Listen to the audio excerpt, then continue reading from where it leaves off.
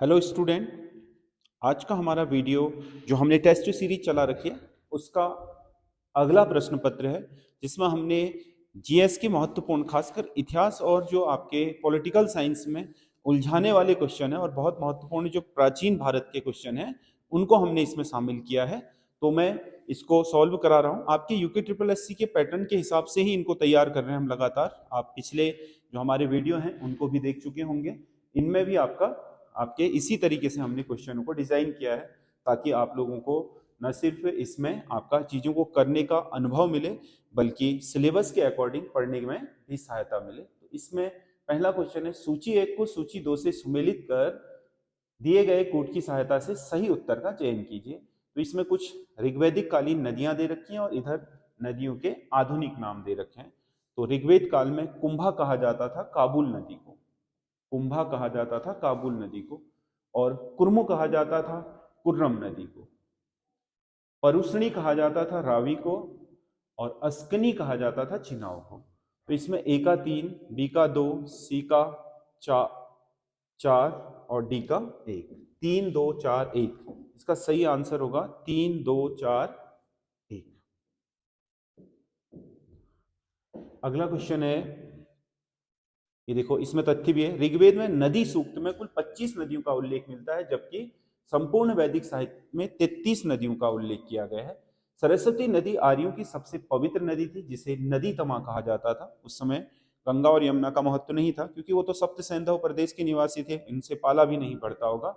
इसलिए ऋग्वेद में यमुना का जिक्र केवल 3 बार और गंगा नदी का मात्र 1 बार हुआ है। ऋग्वेद में वर्णित अंतिम नदी गोमती है। ठीक है, ये आपके नदियों से संबंधित जो वैदिक सभ्यता का महत्वपूर्ण फैक्ट हैं वो है। उत्तर वैदिक काल में भूमि और संपत्ति के विषय में निम्नलिखित में से क्या सत्य नहीं है? भूमि और संपत्ति, कृषि के लिए भूमि पर व्यक्तिगत स्वामित्व को मान्यता प्राप्त थी, बिल्कुल सही है। मतलब भूमि राजा की न होकर के व्यक्तिगत ही होती थी। राजा को टैक्स बाध्यता नहीं थी बल्कि लोग अपने हिसाब से बलि देते थे। बलि का मतलब उसे गिफ्ट देते थे, उपहार स्वरूप देते थे, जो भी उसकी रक्षा करने के बदले उसे देय होता था। बाकी भूमि का स्वामी राजा नहीं बना था, अभी भी व्यक्तिगत ही अधिकार थे। शूद्र को भूमि और संपत्ति में अधिकार नहीं था। हाँ, शूद्रों के अधिकार भूमि और संपत्ति से हटने शुरू हो गए थे क्योंकि जाति व्यवस्था क्या हो गई थी, वंशानुगत हो गई थी। व्यक्तिगत संपत्ति को मान्यता नहीं थी, ये गलत। ये क्या है? अच्छा, ये भी सही है। और ये क्या है? गलत है। व्यक्तिगत संपत्ति को मान्यता नहीं थी, मतलब यहां पर व्यक्तिगत संपत्ति को मान्यता होती थी, इसलिए तो व्यक्ति ही भूमि का स्वामी होता था, ना कि राजा। ठीक है, तो ये गलत हो गया। स्त्रियों को संपत्ति का अधिकार नहीं थे, इन स्त्रियों के भी संपत्ति से अधिकार हटने शुरू हो गए थे। तो इसमें 3 केवल क्या है? सत्य नहीं है। केवल 3 सत्य नहीं है, बाकी सब सत्य हैं उत्तर वैदिक काल के विषय में। निम्नलिखित कथनों में से सत्य कथन का चयन कीजिए। हीनयान संप्रदाय के लोगों द्वारा महात्मा बुद्ध के प्रतीकों की पूजा की जाती थी।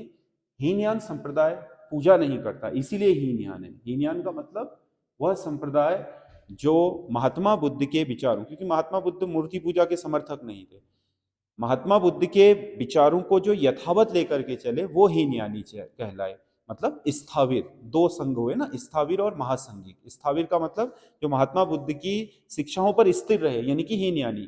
रूढ़िवादी संप्रदाय मतलब जिन्होंने महात्मा बुद्ध की शिक्षाओं में कोई भी परिवर्तन नहीं किया, यथावत चलाया, तो वो महात्मा बुद्ध को प्रतीकों की पूजा नहीं करते थे। संस्कृत भाषा में महायान संप्रदाय के ग्रंथों की रचना की गई है। महायान संप्रदाय के जो आपके क्या हैं ग्रंथ हैं वो आपके संस्कृत भाषा में लिखे गए हैं, नहीं पाली में, संस्कृत भाषा में नहीं बल्कि पाली में रचना हुई है, तो ये भी गलत है। महायान बुद्ध को अलौकिक गुण वाला सामान्य पुरुष, महात्मा बुद्ध को अलौकिक गुण वाला सामान्य पुरुष महायान संप्रदाय के लोगों द्वारा माना जाता था, ये भी सही है। ये आपके सत्य कथन यही है, सी। उपरोक्त सभी सही नहीं है, तो इसमें से सी सही होगा। ये दोनों ही संप्रदाय आपके सामान्य पुरुष वाला क्या मानते थे? महायान संप्रदाय भी और हीनयान संप्रदाय भी, दोनों ही। तो सी इसका सही आंसर होगा।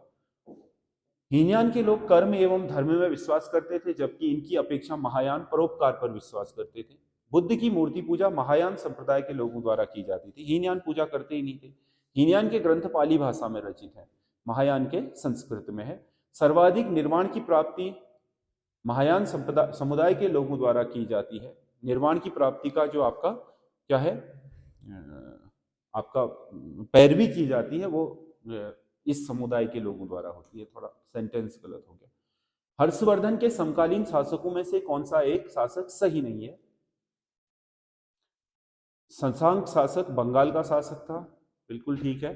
गौड़ शासक था बंगाल का, उसी ने ही हर्षवर्धन के भाई जीजा इन सब की हत्या की थी। पुलकेशियन द्वितीय, ये वातापी का चालुक्य शासक था, इसी ने ही नर्मदा नदी के तट पर हर्षवर्धन को हराया था, सही है। भास्कर वर्मन कामरूप का शासक था। कामरूप मतलब जो आपका क्या बोलते हैं, असम है, तो भास्कर वर्मन वहीं का शासक होता था। तो ये सभी सही हैं, 1 2 3, 3 के 3 सही हैं, तो इसमें ये होना चाहिए, सभी सही है। डी इसका सही आंसर होगा। अगला, निम्नलिखित में से कौन सी एक विशेषता भारत शासन अधिनियम 1919 से संबंधित नहीं है? प्रांतु में द्वैध शासन, द्वैध है वो, द्वैध शासन व्यवस्था प्रांतु में 1919 के भारत शासन अधिनियम में हुई थी। भारत में पहली बार विधानमंडल की शक्तियों को 3 सूचियों में विभाजित किया गया था, ये भी सही है। केंद्र में द्विसदनात्मक विधानमंडल का प्रावधान किया गया, ये गलत है। द्विसदनात्मक विधानमंडल का प्रावधान इससे नहीं हुआ था, तो इसमें क्या कह रहा है, संबंधित नहीं है, केवल 3 नहीं है, बाकी 1 और 2 संबंधित है इससे। अगला, निम्नलिखित में से कौन सा एक संवैधानिक निकाय नहीं है? संघ लोक सेवा आयोग संवैधानिक निकाय है। राज्य लोक सेवा आयोग, ये भी संवैधानिक निकाय है, यानी कि भारत के संविधान में वर्णित है। योजना आयोग संवैधानिक निकाय नहीं है, ये एक संसदीय विधान द्वारा बनाया गया है। वित्त आयोग, ये भी 3 कितना होता है, 280 में क्या होता है, वित्त आयोग का वर्णन है, तो ये भी संवैधानिक है। केवल 3 संवैधानिक आयोग नहीं है, बाकी सारे संवैधानिक है, वो गैर संवैधानिक है। योजना आयोग की स्थापना 1950 में की गई। अनुच्छेद 315 के अनुसार संघ लोक सेवा आयोग और राज्य लोक सेवा आयोग के गठन का प्रावधान है। वित्त आयोग 280 के तहत गठित होता है। निम्नलिखित कथनों में से कौन सा एक सही नहीं है? दिल्ली और पौंडीचेरी में उपराज्यपाल का पद है, बिल्कुल सही है, यहाँ पर उपराज्यपाल कहा जाता है एलजी। चंडीगढ़ के प्रशासक का पदनाम मुख्य आयुक्त है, नहीं, यहाँ भी उपराज्यपाल ही होता है। केंद्र शासित प्रदेश केंद्र सरकार द्वारा प्रशासित होते हैं, जिनका नेतृत्व राज्यपाल और प्रशासक करते हैं, बिल्कुल सही है। राष्ट्रपति के अधीन ये रिप्रेजेंटेटिव होते हैं जो वहां पर उनका नेतृत्व करते हैं। उपरोक्त सभी सही है, गलत है, केवल क्या है, बी सही नहीं है, बी सही नहीं है। ग्रीन बॉक्स और ब्लू बॉक्स संबंधित है। ब्लू बॉक्स और ग्रीन बॉक्स सब्सिडियां हैं डब्ल्यूटीओ के मानकों के अनुसार। ये यूरोप में और अमेरिका में चलने वाली कृषि सब्सिडियां, ये विश्व व्यापार संगठन के तहत कृषि सब्सिडी के वर्गीकरण से संबंधित है। ब्लू बॉक्स कृषि संबंधित विश्व व्यापार संगठन के समझौतों के अधीन घरेलू सहायता या सब्सिडी की एक श्रेणी को संदर्भित करता है, यानी कि वहां आपके किसानों को क्या करते हैं, प्रोत्साहित करने के लिए उन्हें पैसा अलग से दे देते हैं ताकि मूल्य में कमी ना आए, क्योंकि मूल्य में कमी आएगी प्रोडक्ट तो विश्व व्यापार में क्या होगा, प्रतिस्पर्धा में वो राष्ट्र आगे हो जाएगा। तो उसके नियमों के अनुसार डायरेक्ट सहायता देकर के किसानों को आपके अंतरराष्ट्रीय व्यापार को प्रभावित नहीं किया जा सकता, इसीलिए उन्हें अप्रत्यक्ष रूप से घरेलू सहायता देकर के सरकार क्या करती है, प्रोत्साहित करती है किसानों को। अगला, कांग्रेस के किस अधिवेशन में मौलिक अधिकारों की मांग को दोहराया गया था? मौलिक अधिकारों की मांग पहली बार आई थी 1918 में, और कराची अधिवेशन में दोहराया ही नहीं गया बल्कि इसे पास भी कर दिया गया प्रस्ताव को, ए सही है। वर्ड प्रोसेसिंग एप्लीकेशन कंप्यूटर से है। एप्लीकेशन में मेन्यू बार के नीचे स्थित आइकनों को क्या कहा जाता है, टूल बार आइकन्स बोलते हैं। मेन्यू बार के नीचे के जो आइकन्स होते हैं उन्हें टूल बार आइकन्स के नाम से जाना जाता है। जो वर्ड आपका प्रोसेसिंग एप्लीकेशन है, वर्ड मतलब जिसमें हम लिखने का काम करते हैं कंप्यूटर में, टाइपिंग का, प्रत्येक कंप्यूटर की कीबोर्ड के प्रत्येक कैरेक्टर की ASCII ASCII होती है, जिसका पूर्ण रूप है। ASCII क्या है, American standard for core information interchange, American standard for core information interchange, ये बी सही आंसर होगा इसका। मृदा स्वास्थ्य कार्ड योजना कब शुरू की गई? भारत में गिरती हुई मिट्टी की क्या जो आपकी हेल्थ है, यानी कि स्वास्थ्य है, अधिकतर रासायनों के प्रयोग के कारण उसको सुधारने के लिए मिट्टी की जांच फ्री में करने हेतु ये मृदा स्वास्थ्य कार्ड योजना 19 फरवरी 2000 15 को शुरू की गई थी। इसके बहुत महत्वपूर्ण आपके कार्य योजना के लाभ हैं ये मृदा, क्योंकि मिट्टी भी पानी और हवा की तरह ही हमारे लिए एक बहुत महत्वपूर्ण प्राकृतिक संसाधन है। जैसे पानी के बिना हम नहीं जी सकते, हवा के बिना नहीं जी सकते, मिट्टी के बिना भी नहीं जी सकते, क्योंकि मिट्टी ही हमारे लिए भोजन उगाती है। इसलिए मिट्टी का स्वस्थ होना बहुत जरूरी है, क्योंकि स्वस्थ धरा तो खेत हरा, जो आपका डायलॉग है कि खेत हरा होगा तभी भोजन उत्पन्न होगा। तो जितना पानी इंपॉर्टेंट है, हवा इंपॉर्टेंट है, उतना ही इंपॉर्टेंट हमारे लिए मिट्टी की भी है, क्योंकि मिट्टी की इंपॉर्टेंस आपके हमारे जीवन के साथ सीधे जुड़ी हुई है। हाल ही में पारंपरिक चिकित्सा पर विश्व स्वास्थ्य संगठन के दूसरे वैश्विक शिखर सम्मेलन का आयोजन कहाँ हुआ? ये आपका विश्व स्वास्थ्य संगठन का जो दूसरा शिखर सम्मेलन हुआ है, नई दिल्ली में हुआ। इसका आयोजन 17 से 19 दिसंबर में किया जाएगा, होने वाला है, किया जाएगा। आयोजक विश्व स्वास्थ्य संगठन, भारत सरकार और आयुष मंत्रालय द्वारा संयुक्त रूप से किया जाएगा। इस सम्मेलन में पारंपरिक चिकित्सा पर विश्व स्वास्थ्य संगठन का वैश्विक पुस्तकालय लॉन्च किया जाने वाला है, दिल्ली में है। ये हमारा टेस्ट सीरीज है, फुल लेंथ 20 क्वेश्चन पेपर हैं 100 नंबर के, जिसे आप इसी पैटर्न पर प्राप्त कर सकते हो हमारे एसएस स्टडी ऐप से, जो ऐप आपको प्ले स्टोर पर मिल जाएगा। iOS और लैपटॉप में चलाने के लिए आप हमारे इन नंबरों पर संपर्क कर सकते हैं। बाकी एंड्रॉइड में सब में ये ऐप आपके प्ले स्टोर में उपलब्ध है, वहां से डाउनलोड करके इसी नाम से ये टेस्ट सीरीज आप खरीद सकते हैं। इसमें टेस्ट के रूप में भी अटेंड कर सकते हैं, पीडीएफ के रूप में पढ़ भी सकते हैं पेपर को, तो वो आपके लिए उपलब्ध है, वहां पर आप ले सकते हैं। हाल ही में किस राज्य में किसानों के लिए कार्बन क्रेडिट योजना शुरू की गई है? हाल में किसानों के लिए कार्बन क्रेडिट योजना शुरू की है उत्तर प्रदेश में। उत्तर प्रदेश सरकार ने आईआईटी रुड़की के सहयोग से किसानों के लिए कार्बन क्रेडिट योजना शुरू की है। मतलब अगर वो अपना इस तरीके की फसलें उगाएंगे और पर्यावरण को संरक्षित करेंगे तो उन्हें कार्बन क्रेडिट के रूप में आय या पैसा दिया जाएगा, जिससे उनकी आय में भी वृद्धि हो और पर्यावरण भी संरक्षित रहे।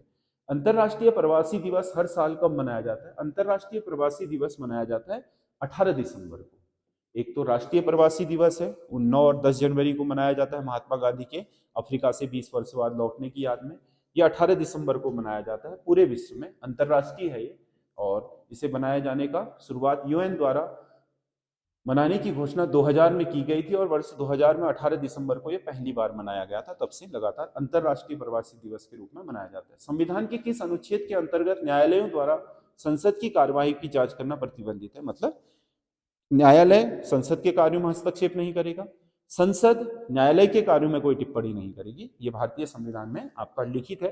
तो जो संसद के कार्य हैं, अगर वो क्या है गैर संवैधानिक हैं, तो वो विधि शब्द जो अनुच्छेद जिसमें दिए हैं 13 में दिया गया है, विधि शासनादेश जो भी आपके चीजें हैं उनका पर न्यायिक पुनरावलोकन तो कर सकती है, लेकिन कार्यवाहियों की जांच नहीं कर सकती। तो ये अनुच्छेद 122 में वर्णित है। अनुच्छेद 122 में वर्णित है कि संसद की कार्यवाहियों की सुप्रीम कोर्ट जांच नहीं कर सकता। हाँ, उनके द्वारा बनाए गए किसी कानून का न्यायिक पुनरावलोकन कर सकता है जुडिशियल। अनुच्छेद 120 में क्या है? संसद में प्रयोग किए जाने वाली भाषा है। 112 में बजट है, वार्षिक वित्तीय विवरण। 114 में विनियोग विधेयक। अगला 14 जुलाई 1969 को 14 वाणिज्यिक बैंकों का राष्ट्रीयकरण किया गया। निम्नलिखित में से कौन सा बैंक इसमें सम्मिलित नहीं था?